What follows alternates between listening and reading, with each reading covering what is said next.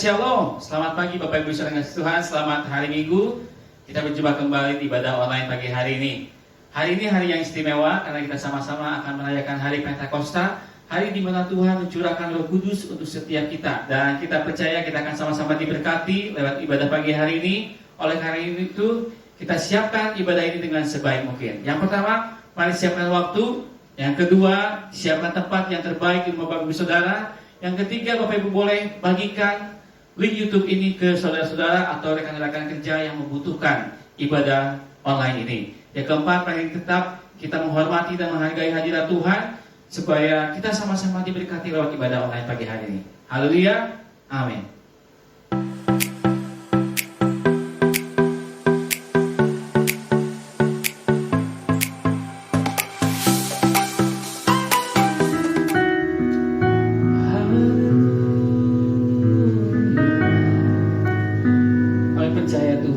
Hadir tengah-tengah kami Tuhan pagi hari ini Tuhan Yesus. Kau yang menjamah kami Tuhan, pribadi lepas pribadi, menghibur kami, menolong kami, menyanyikan pujian kami yang terbaik Tuhan, membuka hati untuk jamaah pagi hari ini.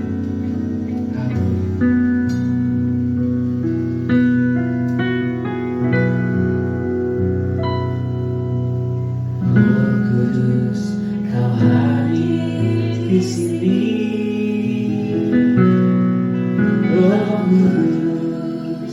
Ku mengasihimu,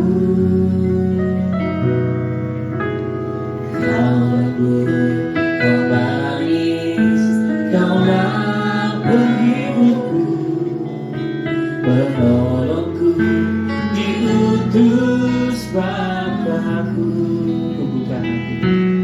Ku buka hati untuk Roh-Mu Tuhan.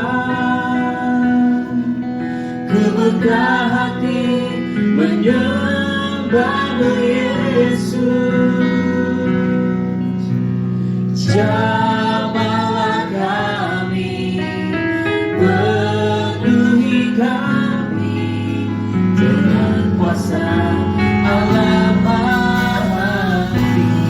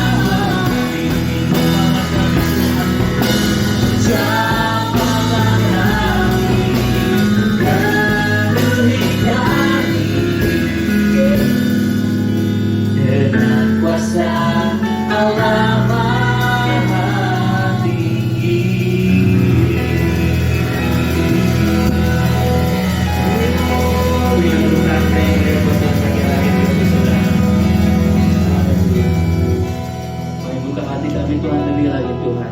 Untuk jamaah Roh Kudus Tuhan Yesus. Saudara kami akan menyanyikan pujian Tuhan lebih lagi Tuhan. Bersorak-sorai sukacita bagi nama. Saya akan percaya kita sama-sama katakan amin. Haleluya. Mari bersukacita buat Tuhan. Kau Tuhan yang benar. Haleluya.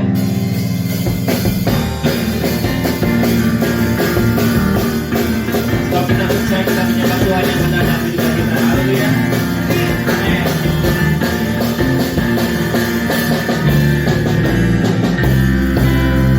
Sama-sama nyanyikan.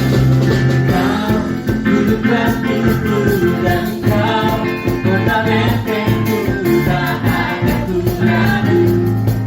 Kau menjamin hidupku, kau keselamatanku dan kau yang pembelaku, tak akan ku takut sebab kuasamu di dalamku. Walau dari menerpa di dalam hidupku ini, rencanamu Tuhan menantang aku ini. Kau Tuhan yang benar, tak pernah tinggalkan. Dahulu, sekarang, selamanya, janji-Mu tak berubah. Kau Alfa dan Omega, awal dan akhir. Semesta alam memuja Engkau Tuhan yang benar. Haleluya. Biar setiap kita puji Tuhan yang benar dalam hidup kita. Haleluya.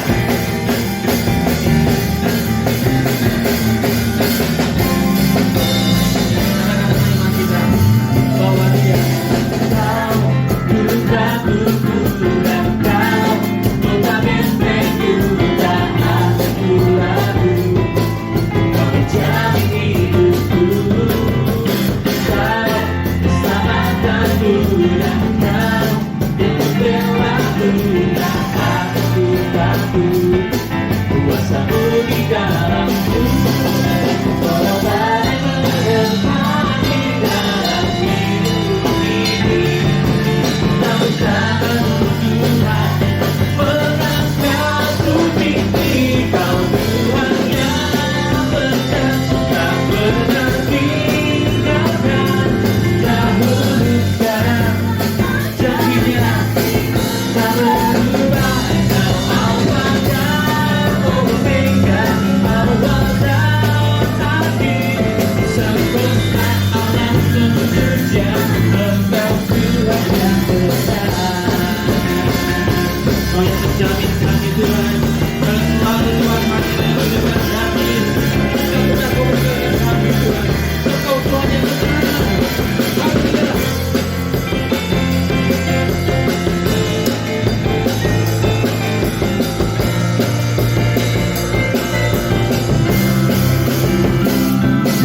Walau badai menerpa di dalam hidupku ini, tanganmu Tuhan menangkapku tinggi. Kau Tuhan yang benar, tak pernah tinggalkan. Dahulu, sekarang, selamanya, janji-Mu tak berubah. Kau Alfa dan Omega, awal dan akhir. Semesta alam memuja Engkau Tuhan yang benar. Semesta alam memuja Engkau Tuhan yang benar. Semesta alam memuja Engkau Tuhan yang benar. Sama-sama Tuhan yang benar. Tuhan yang benar. Namanya Yesus Kristus. Haleluya. Amin. Terjemahan dari firman Tuhan. Amin. Mari kita sama-sama siapkan hati untuk firman Tuhan dan saudara pagi hari ini. Haleluya. Siapkan hati untuk menyembah Tuhan.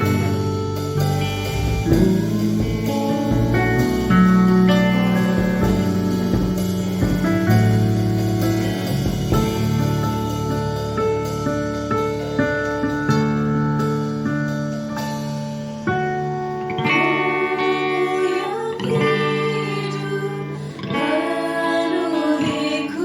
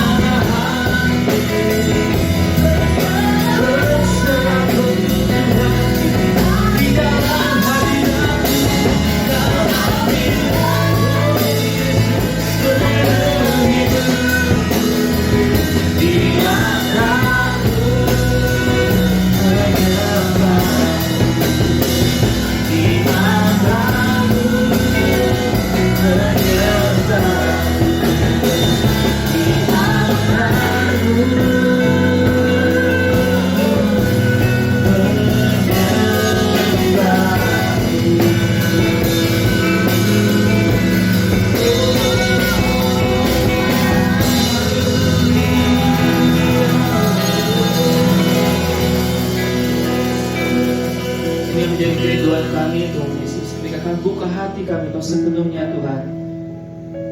Kami percaya Tuhan Roh Kudus akan mengambil alih hidup kami Tuhan Yesus. Kami mau Tuhan Roh Kudus Tuhan memimpin jalan kehidupan kami Tuhan. Supaya tetap Tuhan kami tenang Tuhan di dalam jalan-Mu Tuhan. Tetap Tuhan dengan penuh pengharapan Tuhan Yesus. Sebab kami disertai Tuhan dalam setiap langkah kehidupan kami. Sebab kami akan mendengar firman-Mu Tuhan. Dan kami sama-sama diberkati lebih lagi pagi hari ini. Hanya di dalam nama Tuhan Yesus. Setiap kita percaya kita sama-sama katakan. Amin.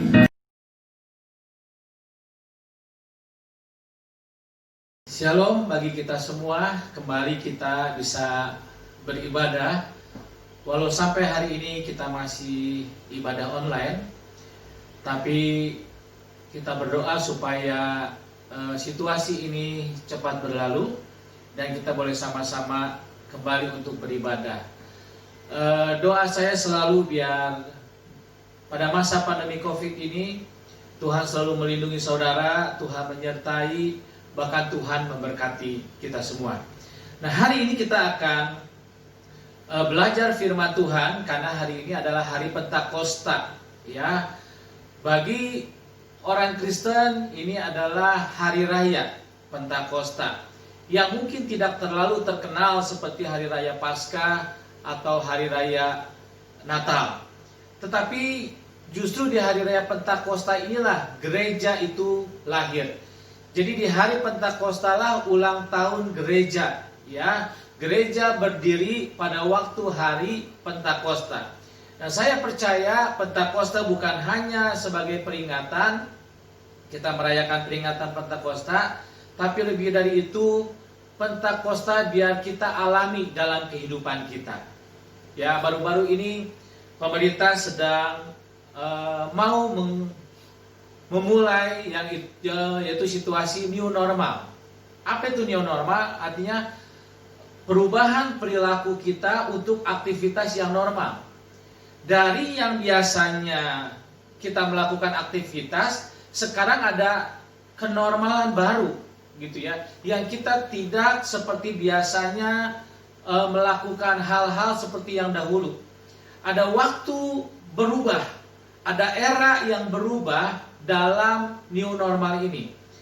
Ini juga pernah terjadi pada zaman murid-murid Tuhan Yesus. Pada waktu itu murid-murid Tuhan Yesus kemana-mana bersama dengan Tuhan Yesus selama 3,5 tahun di bumi. Dia melihat Yesus, bersama-sama dengan Yesus melayani. Tetapi ada waktunya mereka pindah ke satu era yang baru. Yesus tidak bersama-sama mereka lagi. Mereka tidak bisa melayani bersama Yesus. Mereka tidak bisa berbincang-bincang dengan Yesus. Mereka tidak bisa mendengar Yesus mengajar lagi. Tetapi situasi apapun juga, saya percaya Tuhan tetap menyertai kita.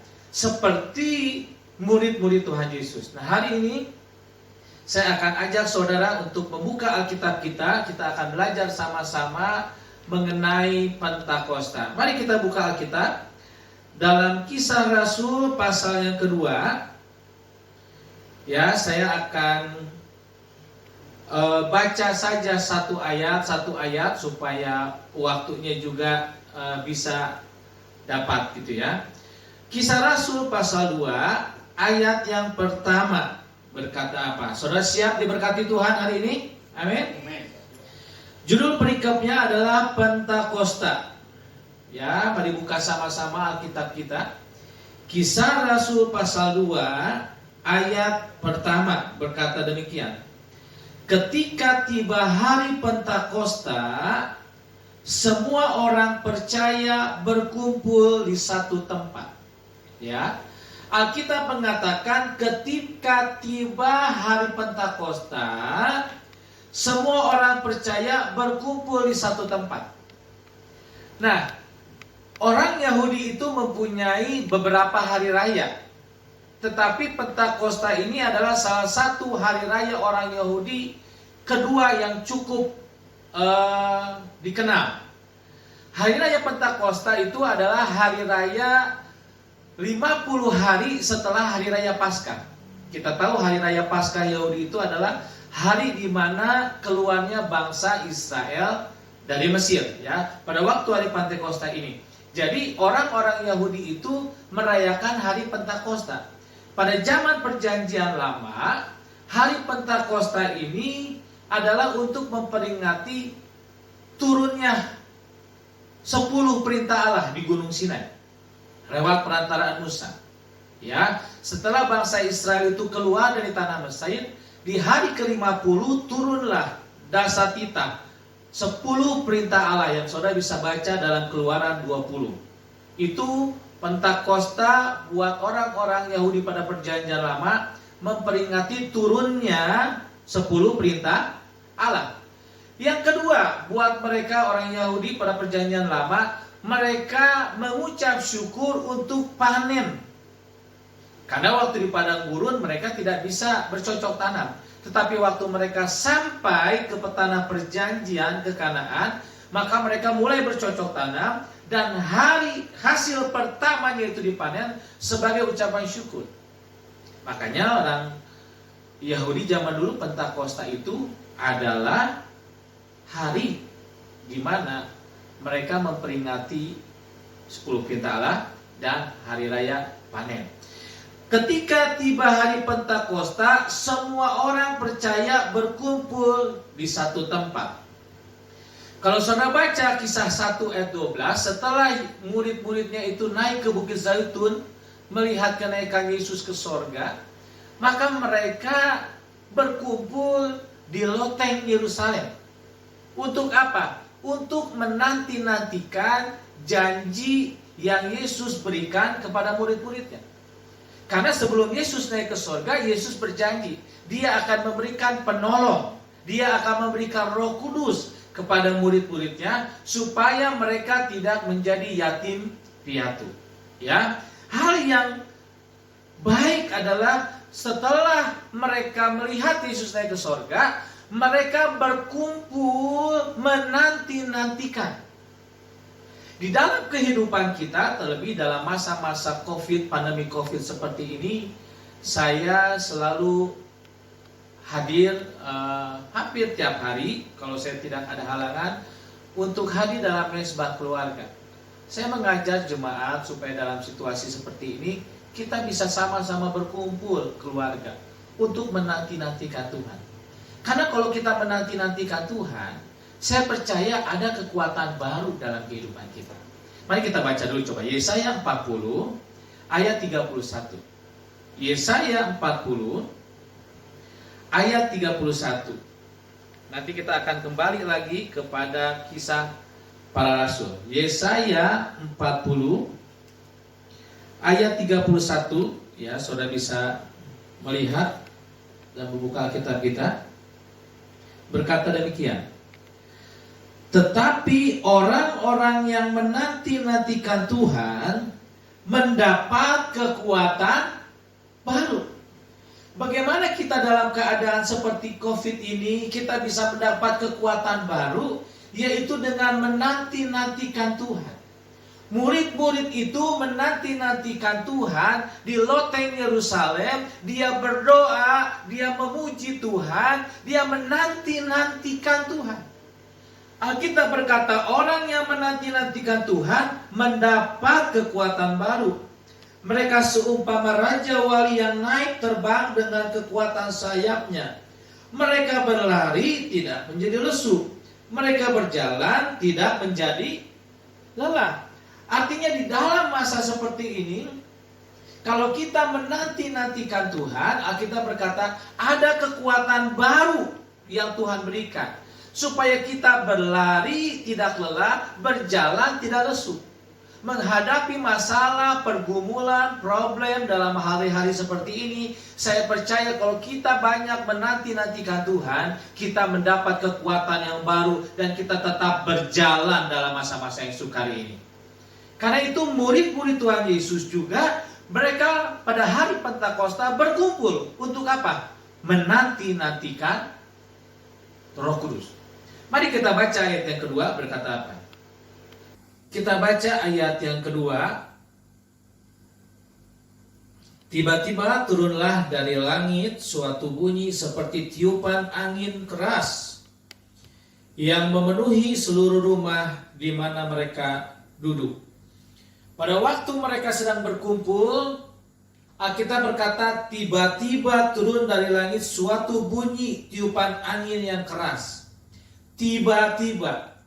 Di dalam kamus besar bahasa Indonesia, tiba-tiba itu artinya mendadak, sekonyong-konyong. Turunlah berupa bunyi tiupan angin yang keras. Nah, tiba-tiba ini adalah suatu kedaulatan Tuhan, menandakan bahwa Tuhan yang berdaulat kapan, waktu, saat, apapun juga terjadi dalam hidup kita. Pada waktu mereka berkumpul, tiba-tiba angin bunyi seperti tiupan angin yang keras turun di tengah-tengah mereka. Nah, di dalam kehidupan kita juga ada banyak hal yang bisa tiba-tiba terjadi. Seperti pandemi COVID ini. Dulu kita masih normal melakukan aktivitas, kita bisa bekerja dengan baik. Tetapi tiba-tiba ada virus ini yang membuat kita semua tidak bisa normal kembali. Kita hanya bisa stay at home, harus menjaga jarak, dan kita tidak seperti biasanya melakukan aktivitas. Nah, tiba-tiba Roh Kudus turun berupa tiupan angin yang keras. Jadi dalam kehidupan kita pun kita harus siap sedia, dan Tuhan mengajar kita untuk kita selalu berjaga-jaga dalam kehidupan kita. Kapan Tuhan datang, kapan sesuatu datang dalam hidup kita yang Tuhan mau kita siap, sedia, dan berjaga-jaga. Satu kali ada cerita dalam Alkitab bagaimana ada 10 gadis yang menanti-nanti mempelai. Ada 5 gadis yang bijaksana, ada 5 gadis yang bodoh. 5 gadis yang bijaksana, dia menyiapkan minyak untuk pelitanya. Tetapi 5 gadis yang bodoh, dia tidak menyiapkan minyak untuk pelitanya. Tetapi pada waktu gadis ini mencari minyak, disitulah datang mempelai pria. Dan mereka pintu tertutup dan dia tidak bisa masuk. Saya katakan ada banyak hal tiba-tiba datang dalam hidup kita. Tapi dengar firman Tuhan. Kalau kita siap berjaga-jaga selalu, kapan waktunya kita akan siap. Nah, kita lanjutkan. Tiba-tiba turunlah dari langit suatu bunyi seperti tiupan angin. Roh Kudus itu disimbolkan dengan angin. Ya, angin itu tidak bisa kita lihat, tetapi bisa terasa dampaknya dalam hidup kita. Seperti tiupan angin yang keras. Angin itu bisa dia lembut, tapi juga bisa keras yang bisa menghancurkan rumah, menghancurkan kendaraan dan lain sebagainya. Artinya angin mempunyai suatu kekuatan yang dahsyat. Nah, pada waktu mereka sedang berkumpul, angin itu datang, sesuatu kekuatan yang dahsyat itu datang. Nah, angin ini bicara tentang simbol Roh Kudus. Nah, Roh Kudus ini adalah roh yang diumpamakan, diibaratkan, disimbolkan seperti angin. Alkitab berkata dalam Yohanes 3 ayat 8, coba kita buka dulu. Yohanes 3 ayat 8 berkata apa? Yohanes pasal 3 ayat yang ke-8. Angin bertiup kemana ia mau, dan engkau mendengar bunyinya, tetapi engkau tidak tahu dari mana ia datang atau kemana ia pergi. Demikianlah halnya dengan tiap-tiap orang yang lahir dari roh. Ini adalah salah satu percakapan dengan Nikodemus. Bagaimana dia bertanya kalau bisa masuk dalam kerajaan sorga. Tetapi Yesus bicara tentang kelahiran kembali. Orang yang dilahirkan oleh roh. Ya, roh ini diumpamakan seperti angin bertiup. Kemana dia pergi kita tidak tahu. Nah, angin Roh Kudus ini bicara tentang kelahiran baru. Orang Kristen itu harus dilahirkan kembali oleh Roh Kudus. Pada waktu Roh Kudus masuk dalam kehidupan kita, maka roh kita yang mati itu dihidupkan kembali. Nah, makanya Roh Kudus ini, karya Roh Kudus ini adalah melahirbarukan hidup kita. Menjadi orang Kristen itu sangat mudah. Saudara KTP Kristen, orang bisa tahu saudara Kristen. Saudara bawa Alkitab ke gereja dan saudara berkata haleluya puji Tuhan, orang akan tahu bahwa saudara Kristen. Saudara melayani Tuhan, jadi apapun juga di gereja orang bisa berpikir saudara Kristen. Tetapi menjadi orang yang dilahirkan kembali itu butuh pekerjaan Roh Kudus. Dan saya rindu semua kita bukan hanya jadi orang Kristen, tetapi kita menjadi orang Kristen yang dilahirbarukan. Orang Kristen yang sungguh-sungguh hidupnya diubahkan oleh Tuhan. Bukan hanya sekedar Kristen, tetapi Kristen yang dilahirkan baru oleh kuasa Roh Kudus. Inilah karya Roh Kudus. Makanya Alkitab berkata, seperti hembusan angin, Roh Kudus itu bekerja. Dalam Yehezkiel 37, di mana satu kali Nabi Yehezkiel ini ada dikuasai roh dan dia diberi penglihatan melihat tulang-tulang kering. Lalu firman Allah kepada Nabi Yehezkiel bernubuat kepada tulang-tulang kering itu, hembuskan nafas hidup. Waktu mereka Yehezkiel bernubuat, maka tulang-tulang kering itu menjadi hidup kembali seperti bangun kembali menjadi satu tentara yang besar. Waktu dia berkata dihembuskan nafas hidup, seperti angin dihembuskan, maka tulang-tulang kering itu menjadi hidup. Di dalam kehidupan kita, biar kita bukan hanya menjadi orang Kristen saja, tapi kita menjadi orang Kristen yang dilahir barukan oleh kuasa Roh Kudus. Mari kita lanjut baca ayat yang ketiga. Mari kita lanjut pada ayat yang ketiga. Dan tampaklah kepada mereka lidah-lidah seperti nyala api yang bertebaran dan hinggap pada mereka masing-masing. Jadi pada waktu mereka berkumpul, tiba-tiba turunlah dari langit suatu bunyi seperti tiupan angin. Yang kedua adalah dan tampaklah lidah-lidah api yang bertebaran. Nah, api juga disimbolkan Roh Kudus. Setiap kehadiran Tuhan selalu disimbolkan dengan api. Kalau saudara baca Perjanjian Lama, pada waktu Tuhan memanggil Musa di Midian, maka di situ ada semak belukar yang terbakar, tetapi tidak terbakar. Di situ Tuhan berkata, Musa, Musa, tanggalkan kasutmu, karena tempat yang kau injak adalah kudus. Lewat api semak belukar yang terbakar. Pada waktu Tuhan hadir kepada Musa di Gunung Sinai, maka di situ turunlah api sehingga asap menyala membungkung. Api melambangkan kehadiran Tuhan. Dan pada waktu murid-murid berkumpul ini, maka tampaklah mereka lidah-lidah seperti nyala api yang bertebaran. Nah, api Roh Kudus ini adalah untuk menyucikan kita dari sampah-sampah dosa. Dalam kehidupan kita ada banyak hal yang perlu disucikan dalam kehidupan kita oleh kuasa Roh Kudus. Yesaya 4 ayat 4, coba kita buka dulu Yesaya 4 ayat yang keempat. Yesaya 4 ayat yang keempat.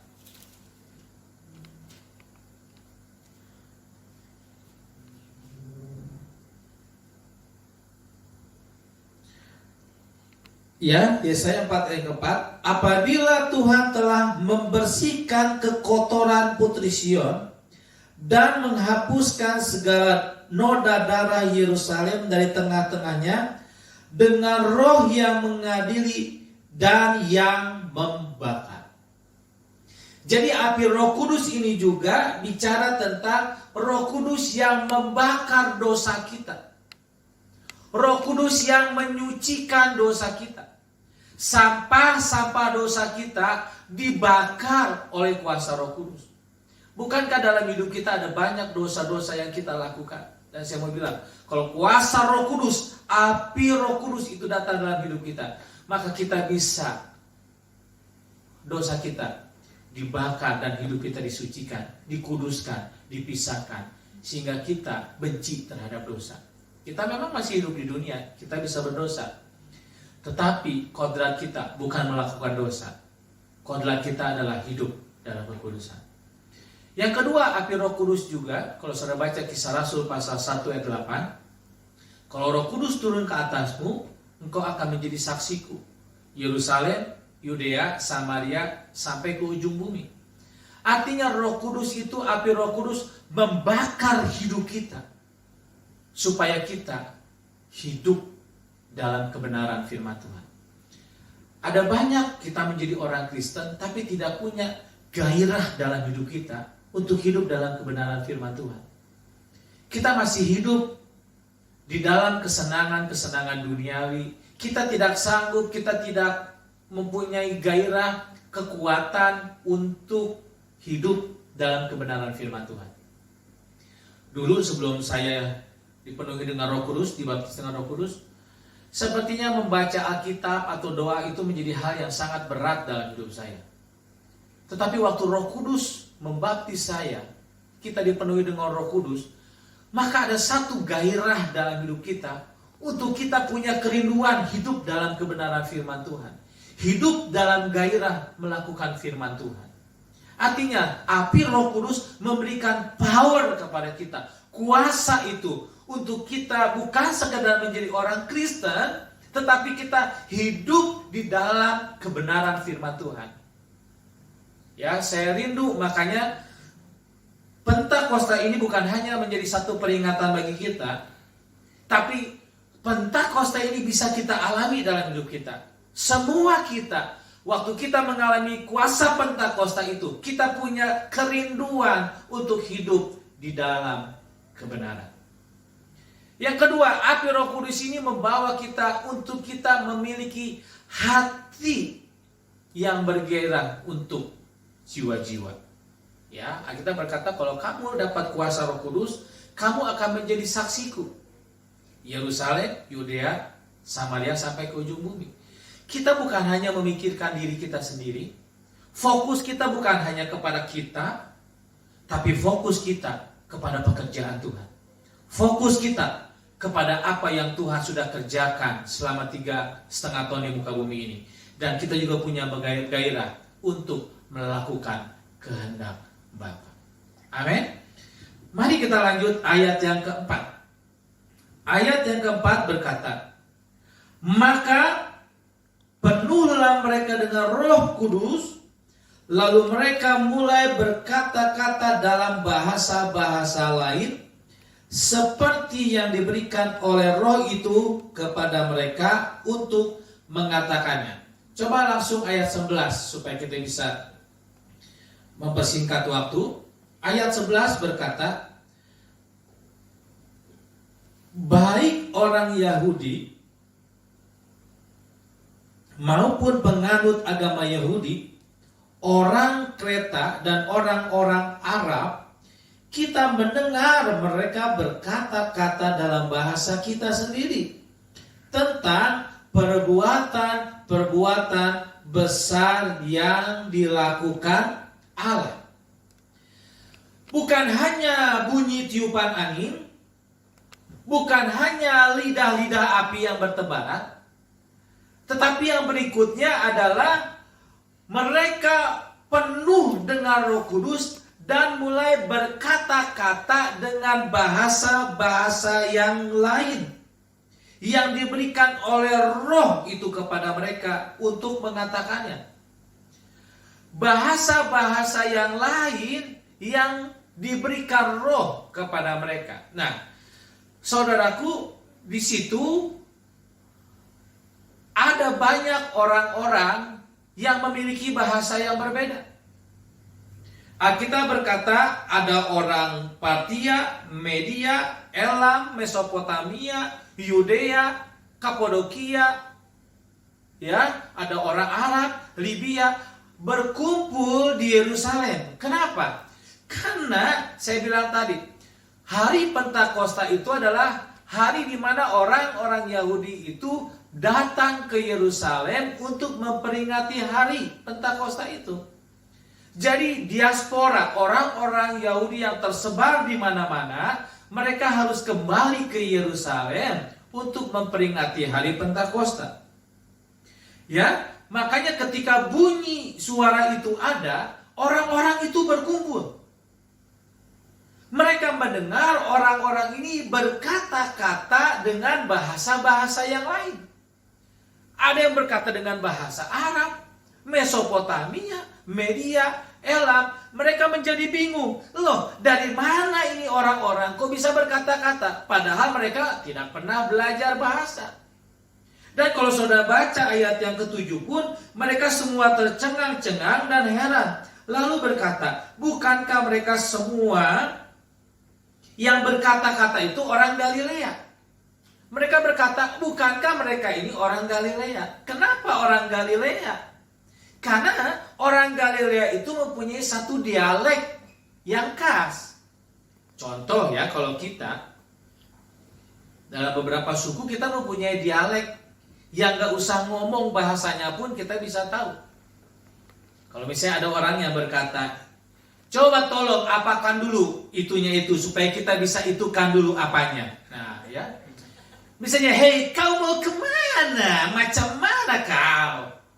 Beli dulu komputer supaya kita bisa mengetik.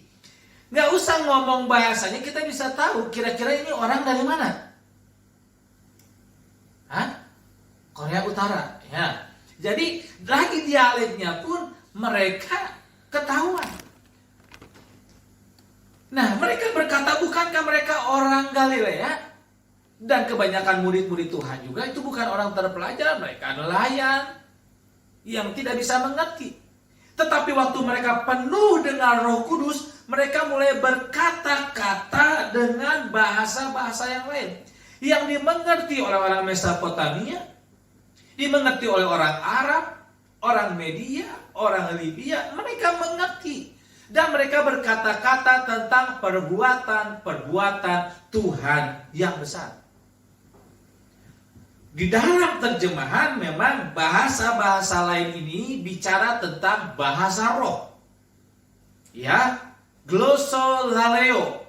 Ya, jadi memang dalam Alkitab ini bicara tentang bahasa roh. Jadi waktu mereka dipenuhi Roh Kudus, mereka bicara berkata-kata dengan bahasa roh, speaking tongue, bahasa lidah yang bisa dimengerti oleh banyak orang. Jadi saya bilang, waktu dibaptis dengan Roh Kudus, maka murid-muridnya dan 120 orang murid itu, mereka mengalami baptisan Roh Kudus. Dan saya bilang, hidup kita juga bukan sekedar tahu Pentakosta, tapi kita perlu mengalami Pentakosta dalam kehidupan kita. Ada amin? Ya. Nah, yang berikutnya kalau soal bahasa, artinya juga bicara begini. Bahasa hidup yang sudah diubahkan. Saudara tahu, murid-murid Tuhan Yesus dulu bahasanya ketakutan. Dulu bahasanya pesimis sampai mereka kembali lagi ke pekerjaan mereka sebagai nelayan waktu Yesus sudah mati. Bahasanya ketakutan. Contoh saja Petrus. Petrus waktu ditanya, apakah kamu salah seorang dari muridnya? Dia berkata, tidak. Saya bukan. Tetapi waktu mereka dibaptis Roh Kudus, mereka dipenuhi oleh Roh Kudus, bahasanya beda. Sampai di ayat 12-13, waktu orang berkata, mereka menyindir mabuk dengan anggur, Petrus tampil di muka dan berkata, mereka bukan mabuk dengan anggur, karena hari masih jam 9 pagi. Karena orang mabuk biasa malam, amin nggak? Yang suka mabuk. Ya, jam 9 pagi nggak ada. Dan dia tampil, dia bicara bahwa ini adalah nubuatan dari kitab Yoel. Dan pada saat itu juga 3.000 orang dibaptis. Bahasa yang ketakutan waktu mereka dibaptis Roh Kudus, bahasanya diubahkan. Nah, jadi saya mau bilang, kalau Roh Kudus memenuhi kita, bahasa hidup kita akan berubah. Bukan bahasa ketakutan, bukan bahasa kekhawatiran, bukan bahasa pesimis, tapi bahasa yang percaya kepada Tuhan. Sudahkah saudara meyakini kalau Roh Kudus dalam hidup kita, bahasa hidup kita diubahkan? Hidup kita yang hanya berpikir untuk diri kita, sudahkah kita diubahkan waktu Roh Kudus penuhi hidup kita? Yang kedua, bahasa apa? Bahasa kesaksian. Kalau saudara baca ayat 11 berkata demikian. Baik orang Yahudi maupun penganut agama Yahudi, orang Kreta dan orang Arab, kita mendengar mereka berkata-kata dalam bahasa kita sendiri tentang perbuatan-perbuatan besar yang dilakukan Allah. Ternyata waktu mereka dipenuhi oleh Roh Kudus, mereka berkata-kata dengan bahasa lain dan orang bisa mendengar. Ternyata mereka berkata-kata tentang perbuatan-perbuatan Allah yang dahsyat. Beberapa penafsir mengatakan bahwa perbuatan-perbuatan Allah ini bicara tentang karya keselamatan yang Yesus lakukan. Dia mati, dia bangkit untuk menyelamatkan manusia. Berita inilah yang disampaikan, perbuatan Allah yang dahsyat, perbuatan Allah yang luar biasa. Mereka menyampaikan bahwa Yesus sudah mati dan dibangkitkan. Dan tidak ada jalan keselamatan hanya di dalam Tuhan Yesus. Dan saya percaya mereka pulang tersebar kemana-mana, ke tempat asalnya, memberitakan perbuatan Tuhan yang dahsyat. Artinya apa? bahasa kesaksian kita adalah bahasa untuk memberitakan Injil. Kita dipenuhi oleh Roh Kudus supaya kita juga dipakai Tuhan memberitakan Injil dan kabar baik, memberitakan kesaksian tentang Tuhan Yesus. Bahasa kita bukan bahasa gosip, menjelekan orang, tetapi bahasa kita bahasa yang rindu membawa jiwa-jiwa datang kepada Tuhan Yesus. Seperti Paulus, dia mempunyai satu gairah. Yang tadinya takut, dia berdiri dan dia berkhotbah. Dan hari itu banyak orang yang percaya kepada Tuhan Yesus. Hari ini saya rindu pada hari Pentakosta ini mendorong kita semuanya. Bukan hanya berpikir tentang bagaimana hidup saya, tapi kita diajak, didorong waktu Roh Kudus turun. Maka ada hati yang berkobar-kobar untuk kita juga menyampaikan berita keselamatan. Karena itu di gereja kita ini ada kelompok sel. Ya, saya rindu setelah pandemi COVID ini kita akan terus gelarkan kelompok sel, karena lewat kelompok sel inilah jiwa-jiwa bisa kita menangkan bagi kemuliaan nama Tuhan. Dan saya rindu ini menjadi perenungan kita hari ini. Apakah kita sudah mengalami Pentakosta dalam hidup kita? Apakah kita sudah dilahirkan baru oleh Roh Kudus? Apakah api Roh Kudus itu membuat kita hidup dalam kebenaran Tuhan? Apakah Pentakosta ini membuat kita menjadi hidup, membenci dosa, dan hidup dalam kebenaran firman Tuhan? Saya rindu kita boleh mengalami Pentakosta dalam hidup kita. Tuhan Yesus memberkati kita semuanya. Amin. Saya percaya peristiwa Pentakosta sudah terjadi 2000 tahun yang lalu. Tetapi hari ini kuasa Pentakosta itu biar kita alami dalam kehidupan kita. Bukan cuma sekedar kita memperingati Pentakosta, tapi Tuhan mau Roh Kudus hari ini juga menjamah setiap kita. Terlebih dalam saat-saat seperti ini, kita butuh Roh Kudus yang menjadi kekuatan kita. Dan Tuhan mau pakai setiap kita menjadi alat untuk kerajaan Allah, memberitakan kabar seperti murid-murid Tuhan Yesus. Mereka tersebar kemana-mana hanya untuk memberitakan Injil kerajaan. Saya rindu semua jemaat kita, biar kita dipenuhi oleh Roh Kudus, sehingga kita mempunyai gairah yang baru. Bukan hanya menjadi orang Kristen, tetapi orang Kristen yang dilahirkan kembali, yang fokus hidupnya bukan kepada dunia ini, tapi hidup fokusnya untuk kemuliaan nama Tuhan.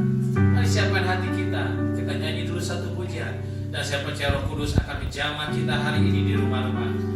Ini waktu Roh Kudus menemui setiap hati yang baru sadarku, melakukan perkara yang mustahil. Setiap hari bergerak dengan untuk lagi-lagi.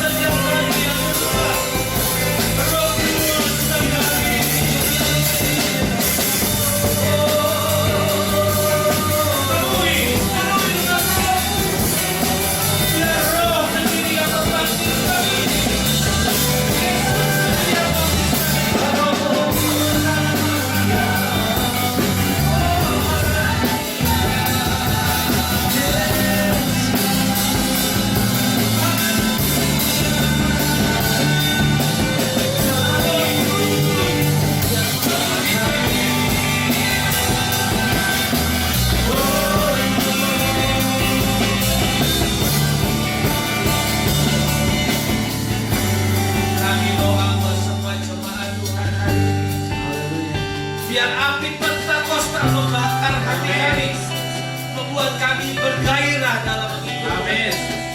Walau hari-hari ini mungkin banyak masalah pergumulan, tetapi kalau ada Roh Kudus dalam hidup kami, Haleluya. kami tetap menjadi saksi Tuhan. Amin. Kami tetap memberitakan kabar baiknya Tuhan. Seperti para murid-murid yang dipenuhi dengan Roh Kudus, mereka berani tampil dan memberitakan kabar keselamatan. Kami percaya di hari Pentakosta ini kembali Roh Kudus membakar hidup kami. Amin. Supaya dalam pengiringan kami akan Tuhan, kami tidak mundur, kami tidak lemah, kami tidak lesu. Seperti firman Tuhan, kami akan terus mendapat kekuatan yang baru, berlari tiada lelah, berjalan tiada lesu. Memberkati semua jemaat Tuhan hari ini. Kami percaya setiap kami yang di rumah sudah dibakar oleh api Roh Kudus-Mu. Terima kasih Tuhan untuk hari ini kami mengucap syukur dalam nama Tuhan Yesus. Semua katakan amin. Tepuk tangan dia saudara kita. Tuhan memberkati.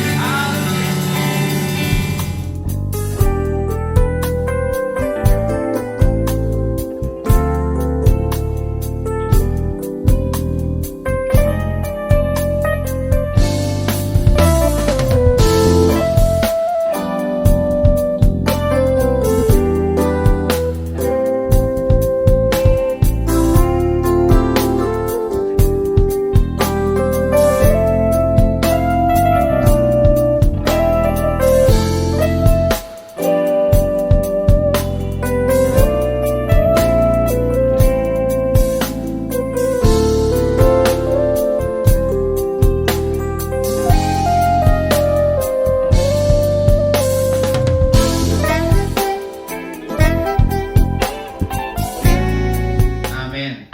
Saudara, siapa yang diberkati Tuhan oleh firman Tuhan pagi hari ini? Kita semua, amin. Kita percaya pagi hari ini, di hari Pentakosta ini, kita sama-sama menyadari bahwa kita punya Roh Kudus, kita punya pribadi yang selalu hadir dalam kehidupan kita, pribadi yang akan selalu memimpin jalan setiap kehidupan kita, pribadi yang akan mengambil alih kehidupan kita ketika kita sepenuhnya membuka hati untuk Roh Kudus. Amin. Saudara diberkati pagi hari ini. Saudara, kita sama-sama bangkit berdiri dan kita tutup ibadah kita pagi hari ini. Nyanyi pujian bagi Tuhan. Nyanyi pujian bagi Tuhan, pujian bagi Tuhan. Dalam besar dan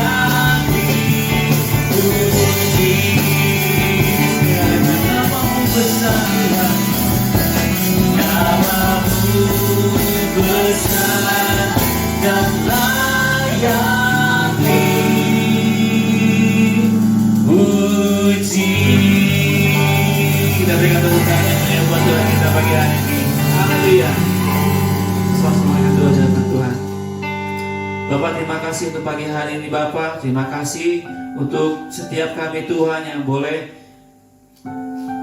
menerima berkat Tuhan di hari Pentakosta ini Tuhan Yesus. Kembali Tuhan, kami sungguh sangat mengucap syukur Tuhan. Ketika Tuhan naik ke surga, Tuhan tidak pernah meninggalkan kami Tuhan dalam kehidupan kami. Tuhan hadir dalam Roh Kudus, Tuhan hadir dalam pribadi Tuhan yang menjadi penghibur kami Tuhan, yang menjadi penolong kami Tuhan Yesus, terutama di saat-saat seperti ini Tuhan Yesus. Kami percaya kami tidak pernah sendirian. Kami punya Roh Kudus yang selalu menopang kami, Roh Kudus yang selalu membukakan jalan kehidupan kami, Roh Kudus yang akan selalu menguatkan kami dan segala hal yang mungkin saat ini Tuhan begitu sulit Tuhan kami terima Tuhan Yesus. Pagi hari Ini Tuhan kami berdoa Tuhan Yesus, buat bangsa kami Tuhan, buat setiap pemerintahan bangsa kami Tuhan, yang tertinggi Tuhan sampai yang terendah Tuhan, untuk setiap program-program yang telah dilaksanakan Tuhan Yesus. Biar Tuhan semuanya Tuhan boleh memutuskan penyebaran rantai COVID Corona ini Tuhan Yesus. Kami berdoa Tuhan buat setiap tenaga medis Tuhan yang bekerja di barisan paling depan Tuhan Yesus. Tuhan berkati mereka Tuhan. Tuhan kuatkan Tuhan Yesus setiap mereka Tuhan. Tuhan berkati keluarga-keluarga mereka Tuhan yang ditinggalkan Tuhan di rumah mereka Tuhan Yesus. Dan kami juga berdoa Tuhan buat setiap korban-korban Tuhan yang terjangkit virus corona Tuhan Yesus. Kami percaya Tuhan ada pemulihan bagi mereka Tuhan. Ada pemulihan bagi setiap mereka Tuhan yang sakit Tuhan Yesus. Akan disembuhkan Tuhan. Terutama kami percaya Tuhan, Tuhan akan menyembuhkan setiap anak-anak-Mu Tuhan yang sedang terjangkit Tuhan. Mereka juga yang membutuhkan keuangan Tuhan, ekonomi Tuhan Yesus. Kami percaya Tuhan akan mencukupkan semuanya Tuhan Yesus. Kami berdoa Tuhan buat setiap keluarga-keluarga Tuhan yang mungkin kepala keluarganya Tuhan di PHK Tuhan Yesus. Mereka yang kehilangan pekerjaan, mereka yang mengalami kesusahan Tuhan dalam usaha mereka Tuhan Yesus. Atas keadaan ini Tuhan, kami percaya Tuhan juga akan memelihara mereka Tuhan. Tuhan juga akan mencukupkan Tuhan setiap apa yang mereka butuhkan Tuhan Yesus. Terima kasih Tuhan untuk pagi hari Tuhan Yesus. Kami berdoa juga Tuhan buat Bapak Gembala kami. Tuhan berkati supaya Bapak Gembala Tuhan, kami Tuhan dicukupkan setiap apa yang diperlukannya Tuhan dalam pengoperasian Tuhan gereja kami tepatnya Tuhan. Segala apa yang dibutuhkan Tuhan Yesus, kami percaya Tuhan juga yang akan mencukupkan semuanya Tuhan.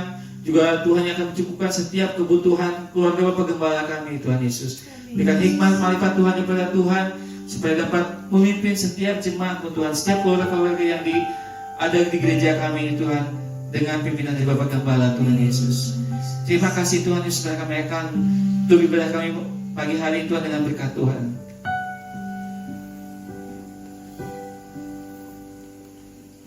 Mari siapkan hati kita dan terimalah berkat yang terbaik daripada Tuhan. Terimalah berkat yang datang dari Allah Bapa kita di sorga, kasih daripada Tuhan kita Yesus Kristus, dan penyertaan dari Roh Kudus menyertai kita senantiasa mulai hari ini sampai Maranatha, sampai Yesus menjemput kita di awan-awan yang permai. Semua yang percaya dan diberkati Tuhan katakan amin. Selamat